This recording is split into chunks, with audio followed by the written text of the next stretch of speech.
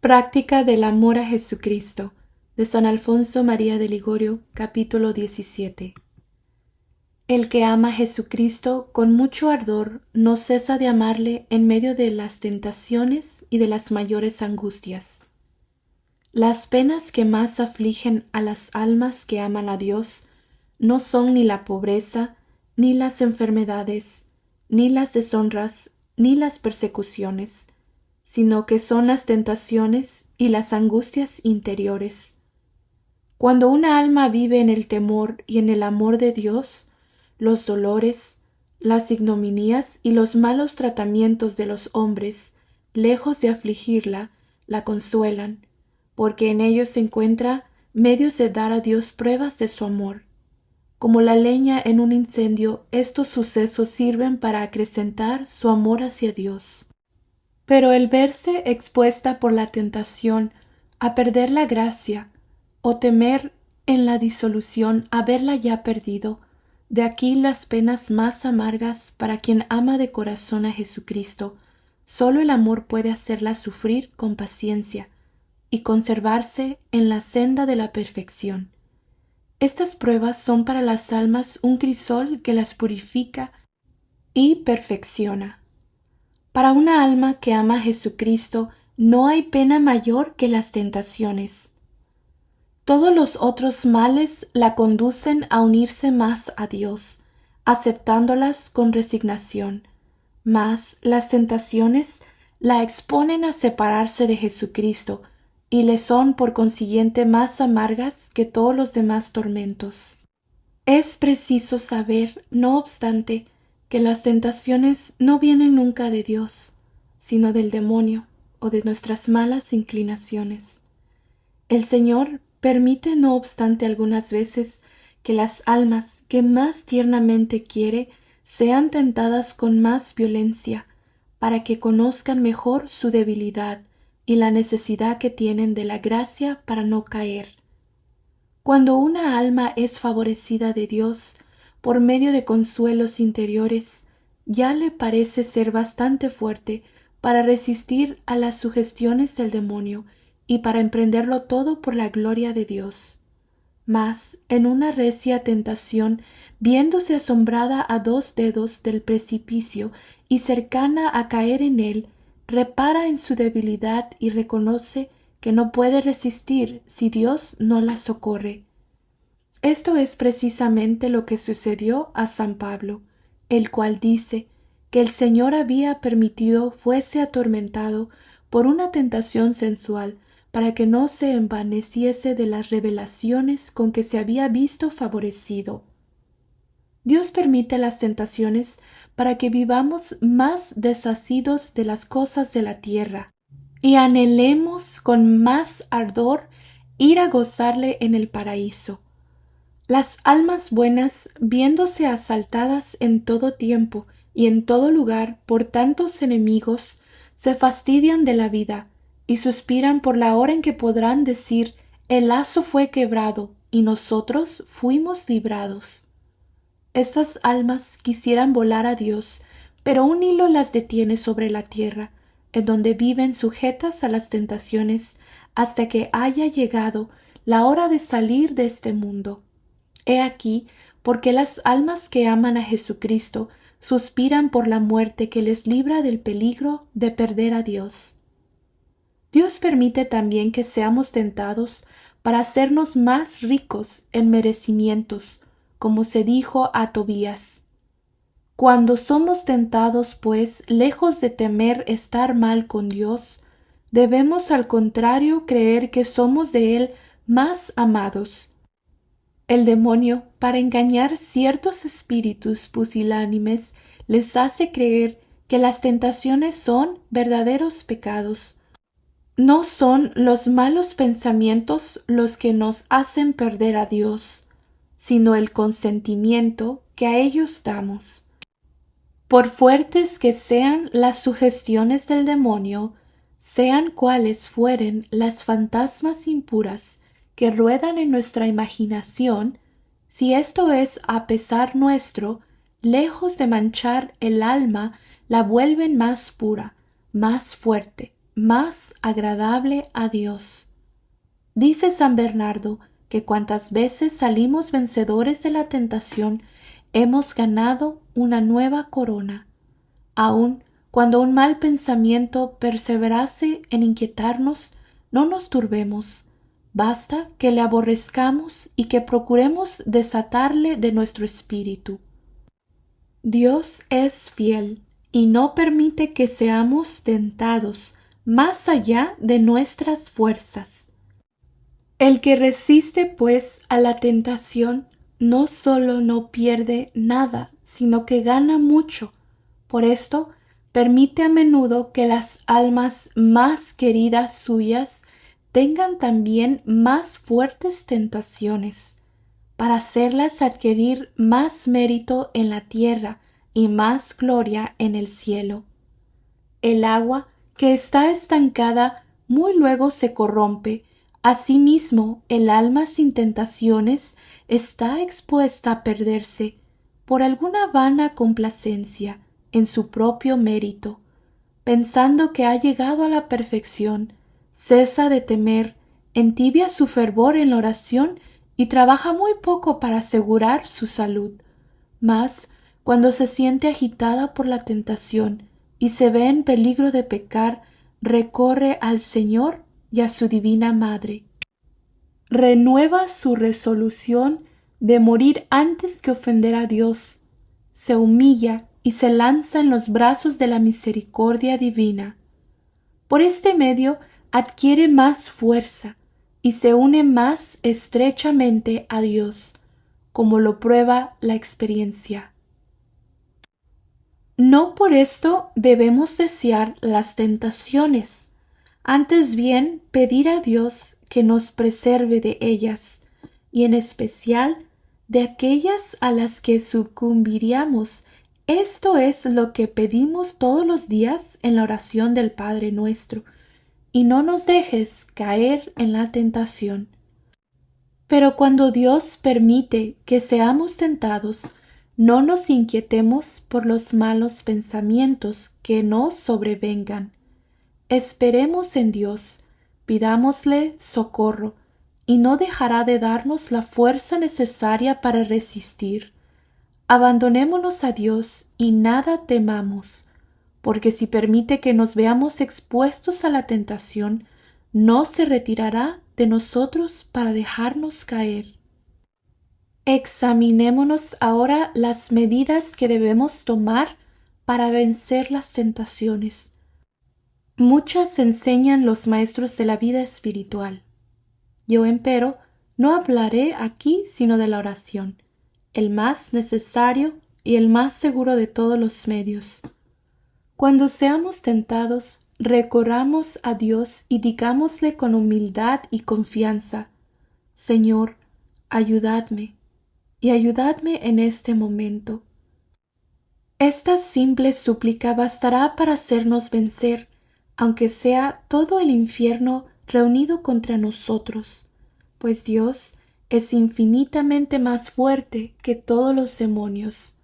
Dios sabe que no podemos resistir a las tentaciones cuando estamos en peligro de sucumbir. Dios se ve obligado en darnos la fuerza de vencer si se la pedimos. ¿Cómo podríamos temer el no ser socorridos por Jesucristo después de tantas promesas de su parte?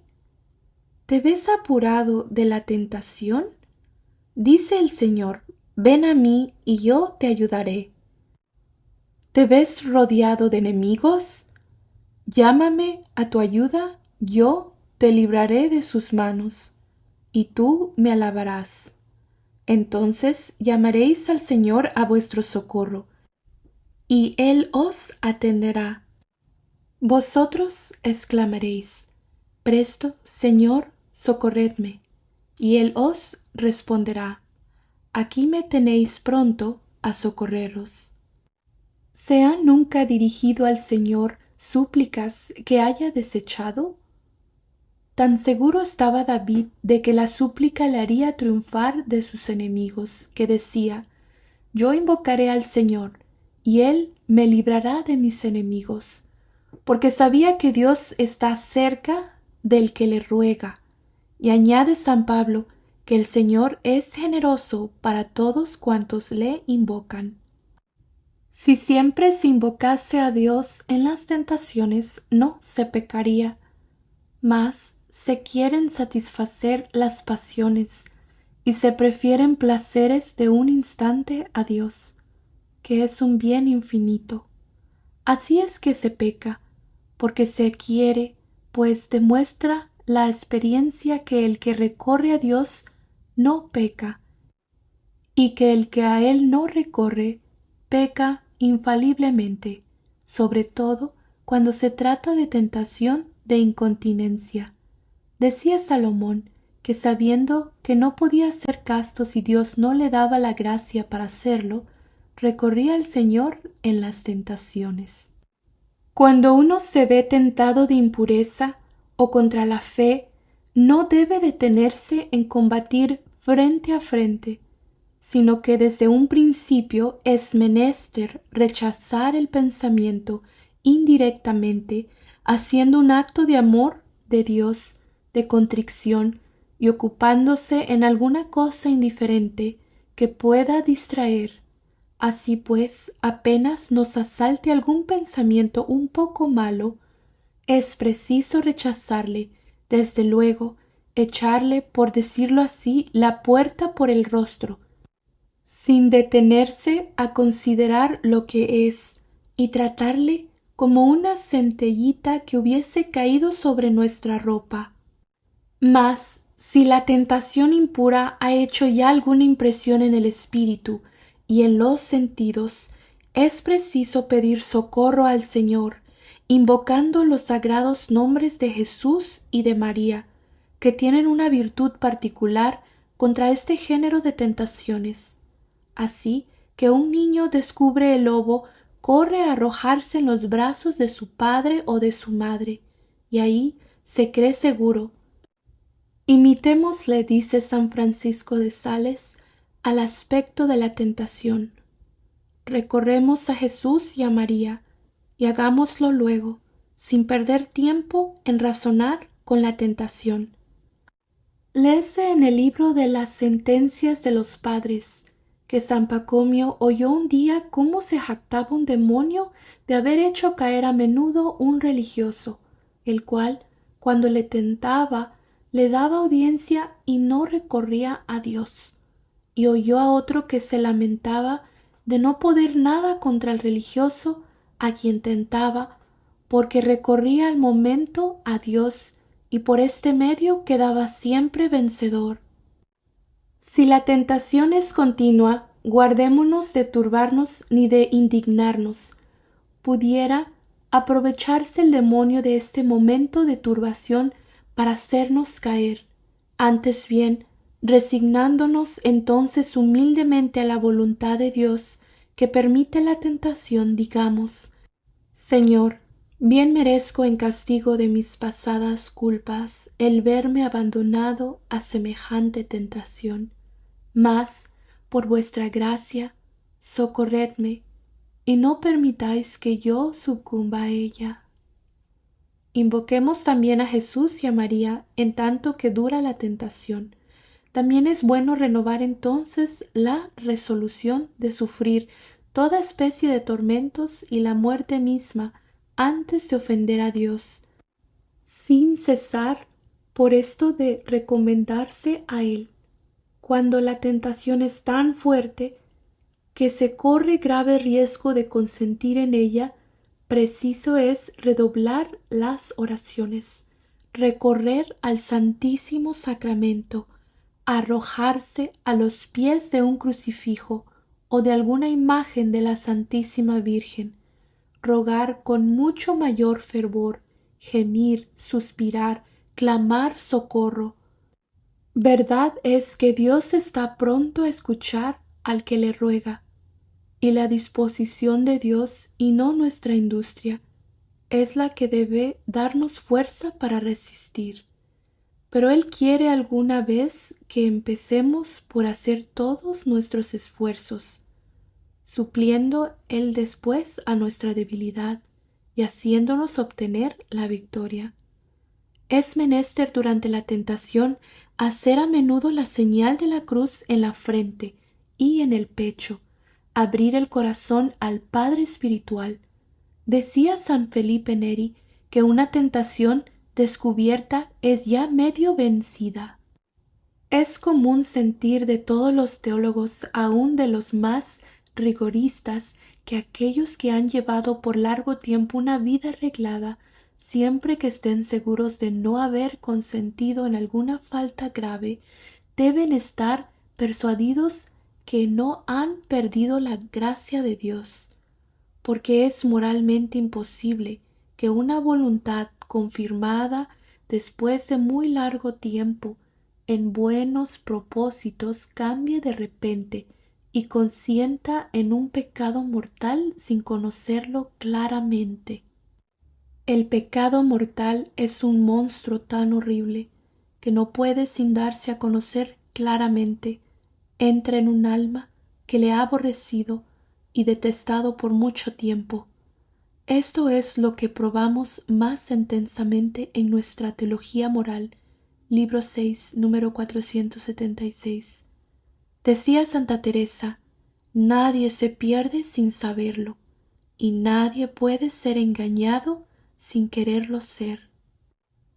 Así que, cuando se trata de una alma, de una conciencia delicada y de una virtud sólida, pero de otra parte tímida y molestada por tentaciones, especialmente contra la fe o la castidad, hará bien el director algunas veces de prohibirle que las descubra en confesión, pues para descubrirlas debería examinar, y este examen le sería peligroso y pudiera aumentar su inquietud o agitación.